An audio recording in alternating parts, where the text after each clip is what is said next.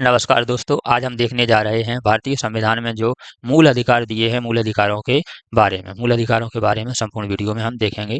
तो मूल अधिकार हमें 14 से लेके और 35 तक प्राप्त हैं। आपके 14 से लेके और 35 तक आपने मूल अधिकार प्राप्त हैं, क्योंकि ये 14 से शुरू हो जाते हैं, लेकिन इसकी परिभाषा 12 में दी गई है और मूल अधिकारों से असंगत एवं उनके अल्पीकरण के लिए 13 में दिया गया है। तो वैसे अगर संपूर्ण रूप से देखें पूर्ण रूप से देखें तो ये मूल अधिकार आपको 12 से 35 तक प्राप्त हैं, लेकिन ये पूछते हैं मूल अधिकार कहाँ से है, तो 14 से लेके आपको 35 तक दिए गए हैं। इसके साथ ही आज हम इस वीडियो में देखेंगे कि जो मूल अधिकार है, मूल अधिकार जो प्रत्येक व्यक्ति को एवं भारतीय नागरिकों पर लागू होते हैं, वह मूल अधिकार जो प्रत्येक व्यक्ति पर और भारतीय नागरिकों पर लागू होते हैं, उसके बारे में हम देखेंगे। प्रत्येक व्यक्ति यानी किसी भी देश का व्यक्ति हो, वो यहाँ रह रहे हों। प्रत्येक व्यक्ति जो भारतीय नागरिक हैं, भारत के नागरिक हैं, उनके लिए उनमें कुछ अंतर हैं। इसके बारे में हम देखेंगे कौन से अधिकार किसे प्राप्त हैं।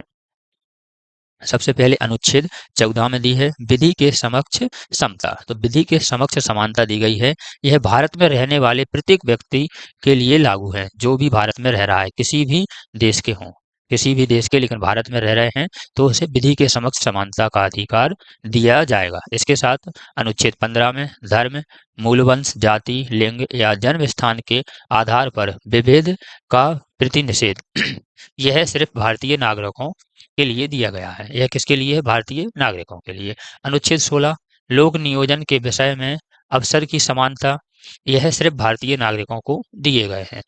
अनुच्छेद 19 में वाक स्वतंत्रता, यह सिर्फ भारतीयों को दी गई है, विदेशी को नहीं दी गई है। यदि विदेश का कोई भी व्यक्ति अपने यहाँ रहते हैं तो ये अधिकार उन्हें नहीं दिए गए हैं। इसके बाद अनुच्छेद 20 में अपराधों के लिए दोष सिद्धि के संबंध में संरक्षण भारत में रहने वाले प्रत्येक व्यक्ति को दिया गया है, वह किसी भी देश के नागरिक हों।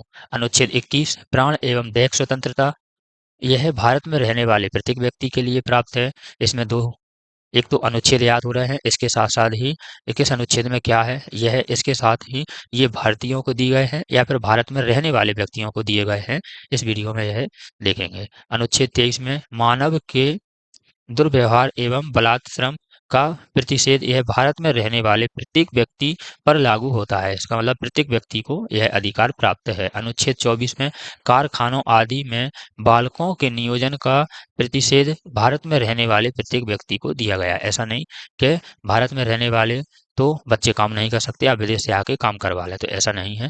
भारत में रहने वाले प्रत्येक व्यक्ति को यह अधिकार है। अनुच्छेद 25 अंतःकरण के की और धर्म के आबद्ध रूप से मानने, आचरण और प्रचार करने की स्वतंत्रता भारत में रहने वाले प्रत्येक व्यक्ति को दिया गया है। अनुच्छेद 26 धार्मिक कार्यों के प्रबंध की स्वतंत्रता भारत में रहने वाले प्रत्येक व्यक्ति को दिया गया है। अनुच्छेद 27 किसी विशिष्ट धर्म की अभिवृद्धि के लिए करों के संदाय के बारे में स्वतंत्रता भारत में रहने वाले प्रत्येक व्यक्ति के लिए यह अधिकार दिया गया है। अनुच्छेद 28 में दिया गया है कुछ शिक्षा संस्थानों में धार्मिक शिक्षा, धार्मिक उपासना में उपस्थित होने के बारे में स्वतंत्रता भारत में रहने वाले प्रत्येक व्यक्ति के लिए है। ऐसा नहीं है कि मंदिर, मस्जिद, गुरुद्वारे में सिर्फ भारतीय ही जाएंगे, जो विदेश वाले हैं वो भी जाएंगे। इसके साथ अनुच्छेद 29 अल्पसंख्यक वर्गों के हितों का संरक्षण, यह सिर्फ भारत के नागरिकों को प्राप्त है। अनुच्छेद 30 में शिक्षा संस्थानों की स्थापना और प्रशासन करने की अल्पसंख्यक वर्ग का अधिकार, यह सिर्फ भारत के नागरिकों को प्राप्त है। अब इसके साथ साथ ही मूल अधिकारों को भी हम देखेंगे। मूल अधिकार हमने आपको पहले ही बताया है, यह 12 से शुरू हो जाते हैं, 35 तक चलते हैं, लेकिन अनुच्छेद आपको 14 से ये शुरू है, क्योंकि इसमें परिभाषा दी गई है।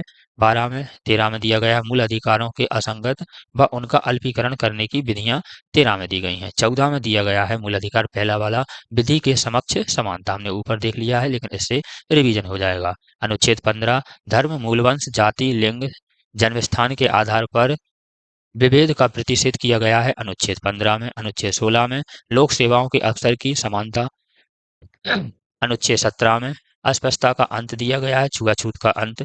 अनुच्छेद 18 में उपाधियों का अंत दिया गया है। इसके साथ साथ ही अनुच्छेद 19 देखते हैं हम। अनुच्छेद 19 में दिया गया है अनुच्छेद 19 कहता है वाक् स्वतंत्रता एवं विषयक कुछ अधिकारों का संरक्षण, यह अनुच्छेद 19 में दिया गया है। ये प्रेस की स्वतंत्रता।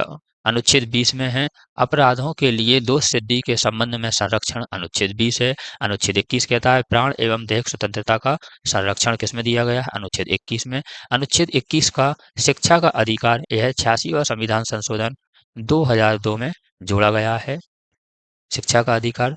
अनुच्छेद 22 कुछ दशाओं में गिरफ्तारी और विरोध से संरक्षण दिया गया है, अनुच्छेद 22 में। अनुच्छेद 23 में दिया गया है मानव के दुर्व्यापार एवं बलात्श्रम पर प्रतिषेध दिया गया है, किसी के साथ आप दुर्व्यवहार नहीं कर सकते, गलत व्यवहार, और आपके लिए बलात्श्रम नहीं कर सकते, यह अनुच्छेद 23 में दिया है। अनुच्छेद 24 में दिया है कारखानों आदि में बालकों के नियोजन का प्रतिषेध, कारखानों में बालकों से आप कार्य नहीं करवा सकते जो जोखिम भरे कार्य हैं, अनुच्छेद 25 में दिया है अंतःकरण की ओर धर्म के अबाध रूप से मानने, आचरण और प्रचार करने की स्वतंत्रता, धर्म की स्वतंत्रता आपके 25 में है। अनुच्छेद 26 में है धार्मिक कार्यों के प्रबंध की स्वतंत्रता है, आप धार्मिक कार्य कर सकते हैं। अनुच्छेद 27 में किसी विशिष्ट धर्म की अभिवृद्धि के लिए करों के संदाय के बारे में स्वतंत्रता दी गई है, 27 में। अनुच्छेद 28 में है कुछ शिक्षा संस्थानों में धार्मिक शिक्षा या धार्मिक उपासना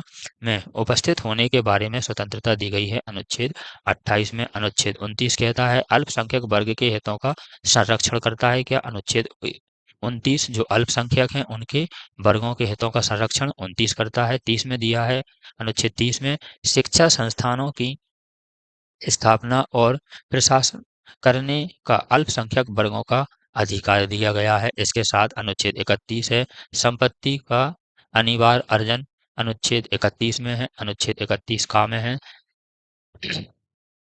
संप्रदायों आदि के अर्जन के लिए उपबंध करने वाली विधियों की व्यावृत्ति, यह आपकी 31 का में है। 31 खा में है कुछ अधिनियमों एवं विनियमों का विधि मान्यकरण किया जाना, अनुच्छेद 31 खा में दिया गया है। 31 गा है कुछ निर्देशक तत्वों को प्रभावित करने वाली विधियों की व्यावृत्ति, यह 31 गा में है। 31 घा देखते हैं राष्ट्र विरोधी क्रियाकलाप के संबंध में विधियों की व्यावृत्ति 31 घा में दी गई है। अनुच्छेद 32 में इस भाग द्वारा प्रदत्त अधिकारों को प्रवर्तित करने के लिए उपचार, अनुच्छेद यह 32 में दिए गए हैं। इसके साथ ही 32 का में दिया गया है राज्य विधियों की संवैधानिक वैधता पर अनुच्छेद 32 के अधीन कार्यवाहियों के में विचार न किया जाना, अनुच्छेद 32 का में है। अनुच्छेद 33 है इस भाग द्वारा प्रदत्त अधिकारों के बलों आदि को लागू होने में उपा उपांतरांत करने की संसद की शक्ति, अनुच्छेद 33 में है। अनुच्छेद 34 में दिया गया है जब किसी क्षेत्र में सेना विधि विधि प्रवृत्त है तब इस भाग द्वारा प्रवृत्त अधिकारों का निर्बंधन हो जाएगा, जब यह अधिकार नहीं मिलेंगे सिर्फ 2 अधिकार दिए जाएंगे। अनुच्छेद 35 सबसे मोस्ट अधिकार, इस भाग के उपबंधों के प्रभावी करने के लिए विधान मौलिक अधिकारों से संबंधित प्रावधान दिया गया है, यदि विधि के पास आप जा सकते हैं, सरकार से मदद ले सकते हैं, किसी भी प्रकार के अनुच्छेद का यदि उल्लंघन होता है तो आप सरकार से मदद ले सकते हैं। तो ये रही हमारी पूरी वीडियो। ऐसी ही वीडियो देखने के लिए आप हमारे चैनल को सब्सक्राइब कर लीजिए। वीडियो अच्छी लगी हो तो लाइक शेयर कमेंट करें। वीडियो देखने के लिए धन्यवाद।